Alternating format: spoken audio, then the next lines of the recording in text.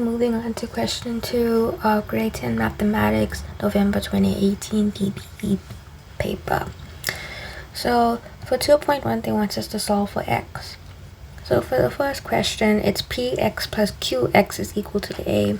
Now I automatically see that there's a common factor here, which is x, so we'll take that out. So x open bracket p plus q is equal to a. Since we're solving for x, we have to divide by p plus q. So therefore x will equal a divided p plus q.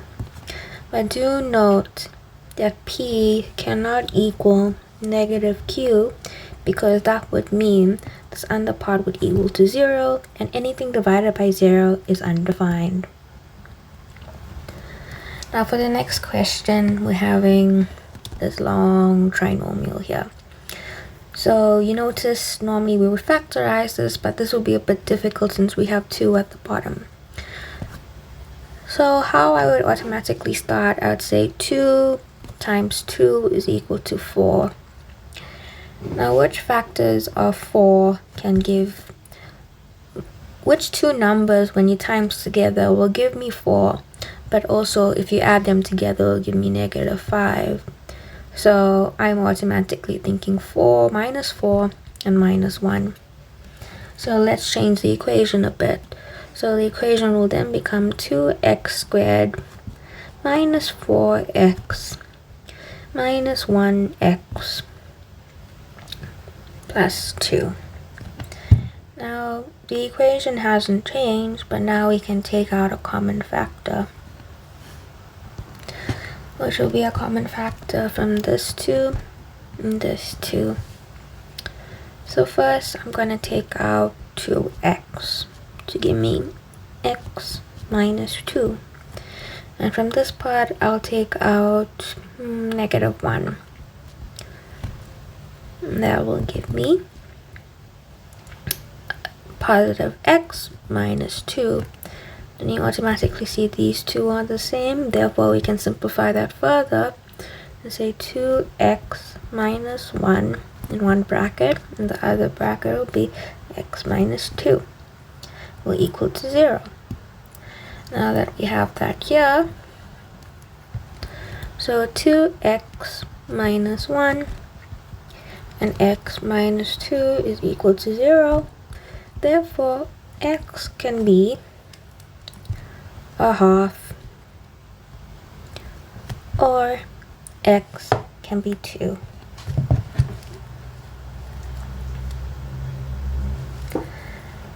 Now moving on to the next one, 2.1.3. So half to the power of 3x minus 1, plus 1 is equal to 32.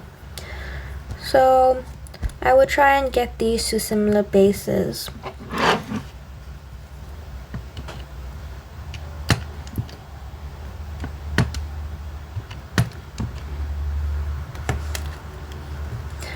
So a half, I'm going to try and turn it into a 2, so that automatically means we bring that to the top. We have to change this to a minus.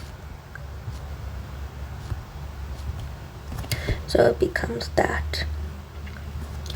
And 32 is the same as 2 to the power of 5.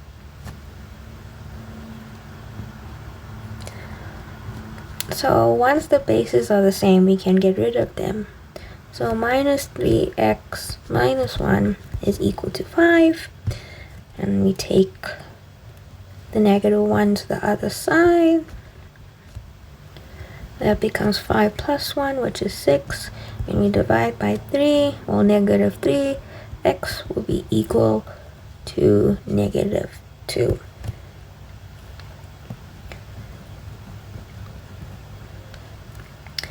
Now for 2.2, we're given that minus 11 is less than and equal to 3m minus 8, which is less than 4.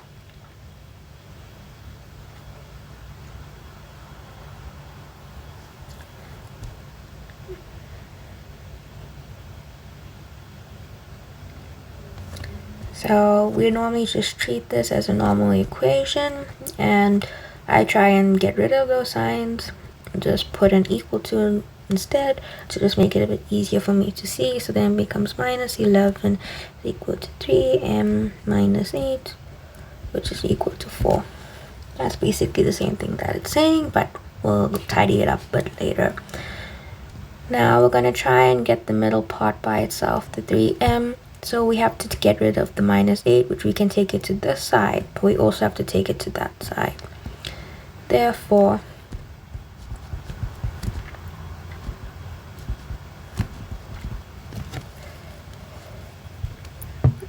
we say minus 11 plus 8, which is minus 3, equals to 3m.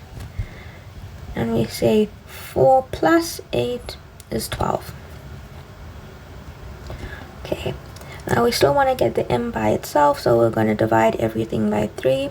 So then that becomes minus 1 equal to m, that is equal to 4. So once we got that,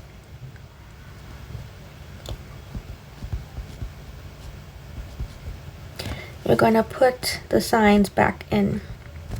So minus 1 is less than or equal to m, but also m is less than 4. That will be 2.1.1.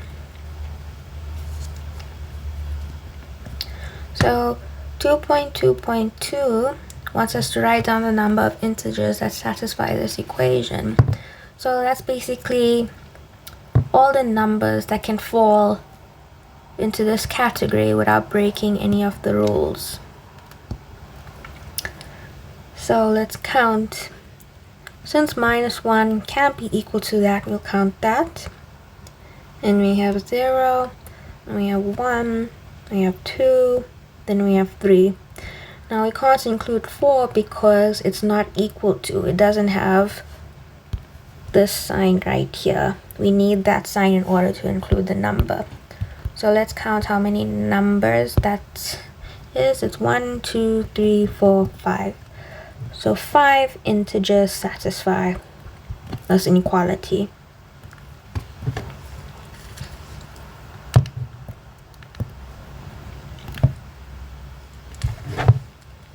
Now we're going to be moving on to 2.3. We have to solve simultaneously for x and y. If 5x plus 4y is equal to 21 and 2x is equal to 3y, 3 minus y.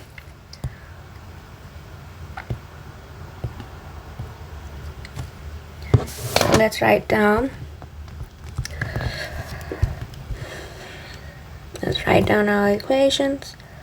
5x plus 4y equal to 21. That's our first equation. And then 2x is equal to 3 minus y. That's our second equation. Since we have to solve simultaneously, we can either use the elimination or substitution method. Either or works. Personally, I prefer the substitution, so we're going to go with that. So let's just tidy this up a bit so it looks somewhat similar. So I'm going to change the equation 2 to look into 2x plus y is equal to 3. Now that's going to become equation 3.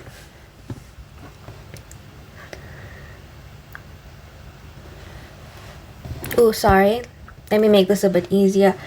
Now I'm going to tidy up this equation into something much more manageable. So since we have this y by itself, I'm going to bring it to the opposite side to make y equal 3 minus 2x. That will be our new equation 3. So I'm going to sub, since we know y is equal to that, I'm going to sub 3 into 1. So 5x plus 4y, which is 3 minus 2x, is equal to 21. Then I'm going to tidy that up a bit, so it'll be 5x plus 12 minus 8x is equal to 21. So 5 minus 8x is minus 3x plus 12, which is equal to 21, minus 3x is equal to 21 minus 12, because I'm taking the 12 over, which is 9. Then I'm going to divide by minus 3.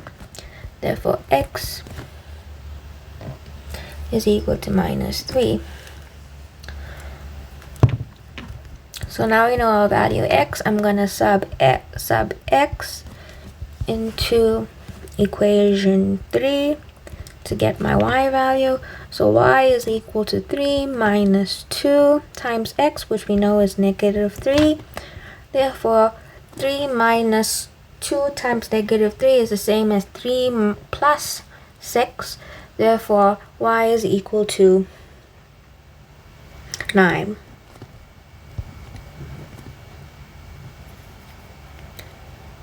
So that's question 2.